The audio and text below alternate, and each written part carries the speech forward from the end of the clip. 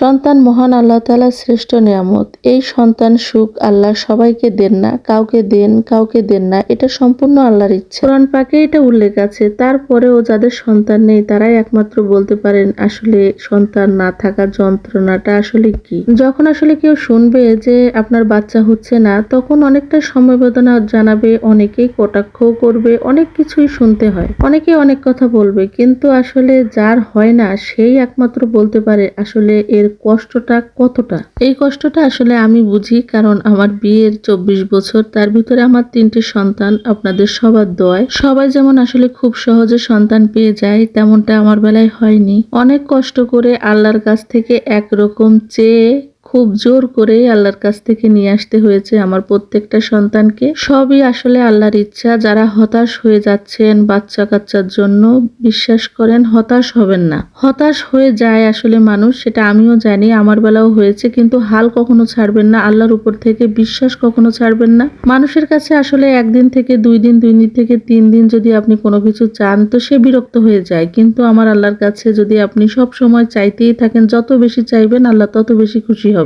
আমি আল্লাহর কাছে চেয়েছি আর প্রচুর পরিমাণে আমি আমল করেছি। তবে কি আমল করেছি সেগুলো যদি আপনারা জানতে চান তো আমি এক এক করে আপনাদের ইনশাআল্লাহ সব ভিডিওতে বলবো। আমার বড় মেয়ে এখন ক্লাস 10-এ পড়ে, তবে আমার বড় মেয়ে হওয়ার 15 বছর পরে যে আমার টুইন বেবি হয়েছে। বড় মেয়ের বেলাও একই অবস্থা, অনেক আল্লাহর কাছে চেয়ে চিনতে বিয়ের প্রায় 8 বছর পরে যে বড় মেয়ে হয়েছিল, তারপরে আর হচ্ছিল না। এক সময় তো একেবারে হতাশই হয়ে পড়েছিলাম, সব আশা ছেড়েই দিয়েছিলাম। তারপরে সবকিছু বাদ দিয়ে আল্লাহর কাছে চেয়েছি।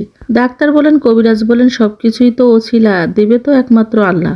আমি বলতে পারি আল্লাহর কাছে চাওয়ার মতো চাইলে আল্লাহ সব কিছু দেন। আল্লাহ কাউকে খালি হাতে ফেরান না, হয়তো বা দুনিয়াতে দেন, নয়তো বা আখিরাতের জন্য রেখে দেন।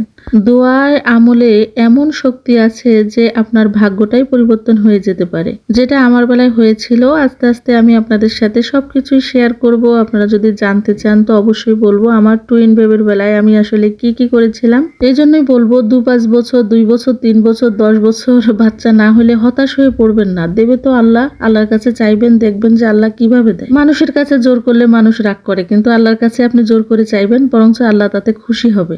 কথা বলতে বলতে সকালের আসলে নাস্তা করে বাচ্চাদের সাথে একটু সময় কাটিয়ে এই যে রান্না করতে চলে আসলাম। আজকে একটু বিরিয়ানি রান্না করব, একদম খুবই অল্প মশলা দিয়ে, ঘরোয়া মশলা দিয়ে, যেহেতু গরম পড়েছে। হ্যালো এভরিওয়ান, আসসালামু আলাইকুম, কেমন আছেন সবাই? রোজি ফ্যামিলি ব্লগ থেকে নতুন আর একটি ভিডিও নিয়ে চলে এলাম। ভিডিওটি শেষ পর্যন্ত দেখার অনুরোধ রইল। ভিডিওটি দেখার আগে অবশ্যই একটি লাইক দিয়ে ভিডিওটি দেখা শুরু করবেন। এই পর্যন্ত যারা আমার ভিডিওটি দেখেছেন সবাইকে অসংখ্য ধন্যবাদ। আর যদি আমার ভিডিওর কোনো অংশ ভালো লেগে থাকে অবশ্যই আমার চ্যানেলটি সাবস্ক্রাইব করে নেবেন আর পাশে থাকা বেল আইকনটি প্রেস করে দিবেন, যাতে আমি নতুন কোনো ভিডিও দিলে নোটিফিকেশন সঙ্গে সঙ্গে আপনার কাছে পৌঁছে যায়, যাতে আপনি সময় করে আমার ভিডিওটা দেখে নিতে পারেন। যেহেতু আমি নতুন চ্যানেল খুলেছি, আসলে আমার টুইন বেবিদের জন্য আমি সেইভাবে সময় দিতে পারি না, সেইভাবে আসলে ভয়েস দেওয়ার কারণে খুব বেশি কথা বলে উঠতে পারি না, ছোট ছোট করে ব্লগ আকারে ছাড়ি। আস্তে আস্তে আপনাদের সহযোগিতা পেলে আরো এগিয়ে যাব, আরো ভালো ভালো ভিডিও দেওয়ার অনুপ্রেরণা পাবো। আপনারা যদি জানতে চান আসলে যারা নিঃসন্তান আছেন যে টুইন বেবির বেলায় আমি কি কি আমল করেছিলাম, কিভাবে কি করতাম, তো অবশ্যই আমি আপনাদেরকে একটা ভিডিও আকারে বলবো আস্তে আস্তে। আমার বড় মেয়ের বেলায় 7-8 বছর পরে যে হয়েছিল তখন অতটা ভেঙে পড়িনি, কিন্তু টুইন বেবি হওয়ার আগ মুহূর্তে আমি অনেকটাই ভেঙে পড়েছিলাম। তো সবকিছুই আপনাদের সাথে শেয়ার করব আস্তে আস্তে। তো আমি মশলাটা ভালো করে যে মাংসের সাথে কষিয়ে নিচ্ছি। এটা যেহেতু একটু ফার্মের মুরগি, সাদা সাদা ভাব থাকে, এই জন্য কিন্তু আমি একটু হলুদ দিয়ে ভালো করে সকল মশলা দিয়ে কষিয়ে নিয়েছি। আর এর ভিতরে কিন্তু আমি কোনো বিরিয়ানির মশলা দেইনি। আমার পরিবারের সবাই খুবই সাধারণ মশলা দিয়ে খেতে পছন্দ করে, এই জন্য ঠিক আমি এইভাবে রান্না করি। আর এইভাবে রান্না করলে খুবই মজা হয়। আসলে যারা নিঃসন্তান আছেন আর বাচ্চার জন্য ট্রাই করছেন, আমি বলবো আল্লাহর উপরে ভরসা রাখুন আর সব সময় নামাজ পড়ে আল্লাহর কাছে দোয়া করুন। অনেক আমল আছে, অনেক নামাজ আছে যেটা আপনার জীবনটাকেই পরিবর্তন করে দিতে পারে। নিজের দুঃখের কথা, নিজের কষ্টের কথা মানুষের সাথে না শেয়ার করে আপনি আল্লাহর কাছে কেঁদে কেঁদে বলুন। আর এক ফোঁটা চোখের মূল্য যে আল্লাহর কাছে কতটা, হয়তো তার ফল আপনি সঙ্গে সঙ্গে পাবেন না, কিন্তু এমন সময় পাবেন যেটা আপনি কখনো আশাও করবেন না।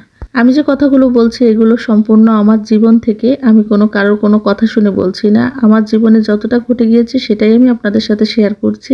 আমি অনেক আমল করেছি, আল্লাহকে দেখেছি, আর যেভাবে দেখেছি আল্লাহ আমার ডাকে হয়তো 2-1 বছরে 2-5 বছরে সাড়া দেননি, কিন্তু দিয়েছেন।